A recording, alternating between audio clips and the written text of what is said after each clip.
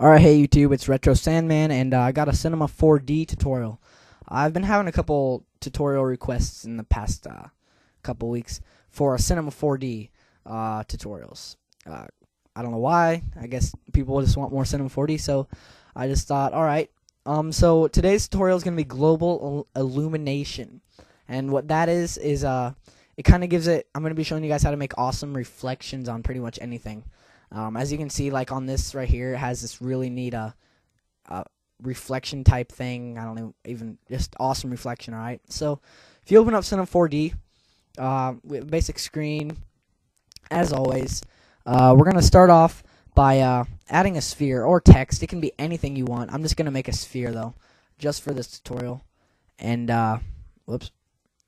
What we're gonna do is we're gonna go to our render settings, and we're going to go, you can change everything. I'm just going to, for the output, put 1280, 720. I always do this. Save, doesn't matter for the save right now. Aliasing, I can't say it, guys. Sorry. For that, for the anti thing, or we're going to change from geometry to best, and leave everything how it is, and options, everything normal. And now this is where we're going to kick everything off. We're going to go to the effect, and we're going to start off with ambient occlusion, and for the maximum ray length, we're going to boost that up to 300. That ambient occlusion gives it a crap ton of shadows, like deep shadows.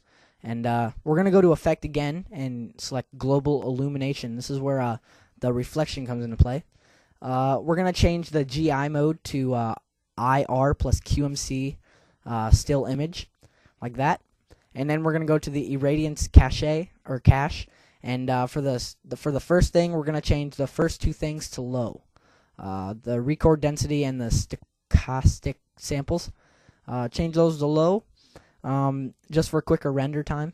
And hang on, I'm going to put my save stuff. I'm just going to save it as tutorial. Alright, just save it to my desktop. Make it a PNG and alpha channel just for this tutorial.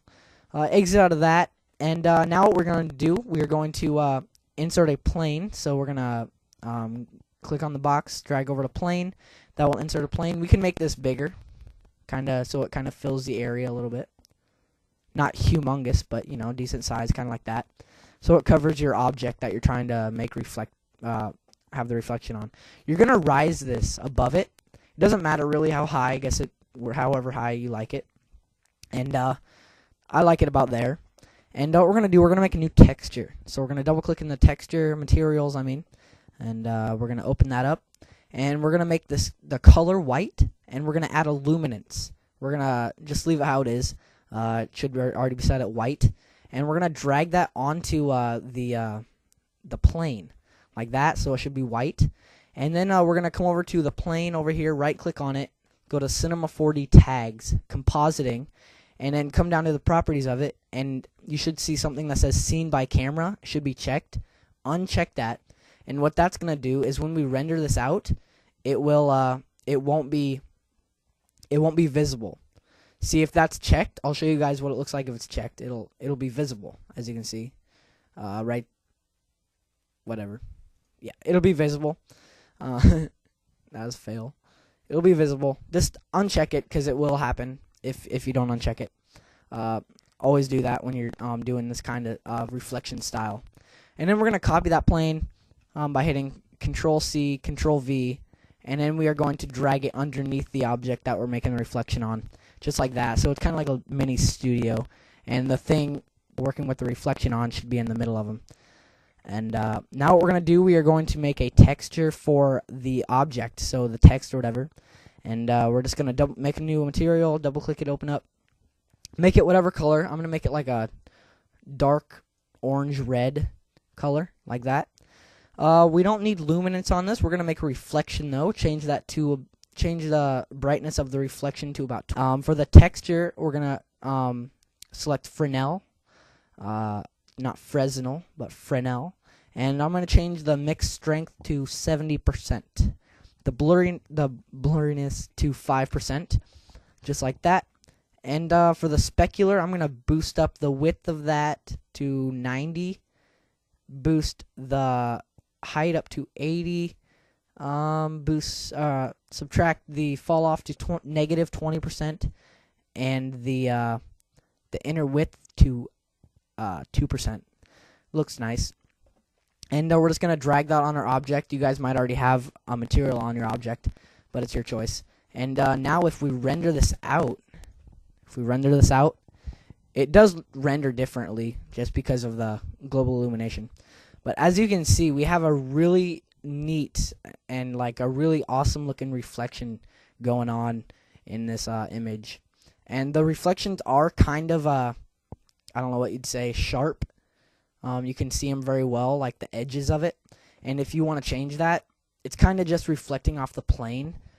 So if you made the plane a lot bigger, if you made the plane like humongous, like this, boost those up to 9,000, and just stretch it out a bunch, and do the same for the bottom one. Change the width of that to 9,000, and the height of it to 9,000. Whoops, is that right? Yeah. All right, and then now if we do this, I think it'll look different. We'll see what happens. Because see, now it's going to be like all white because it's reflecting off of those planes that we have. So however big your plane is, the bigger the reflection. It's all based off of your plane, really. I'm going to pause it, wait for this to render out. It's going. Hang on. I'll just pause it for you guys so it doesn't waste video time. So as you can see, we have like a completely different kind of reflection. Now it's like a weird reflection. So it's all based off of your planes, how big they are, how far they are, and you know, the smaller they are, the smaller the reflection will be. I like to have them about medium size. It makes it look really nice. Yeah, guys, that concludes this tutorial for today in Cinema 4D. I hope you guys enjoyed it, and send me some more requests for tutorials that you guys would like to see. Yeah, I'll see you guys in my next tutorial. Peace out.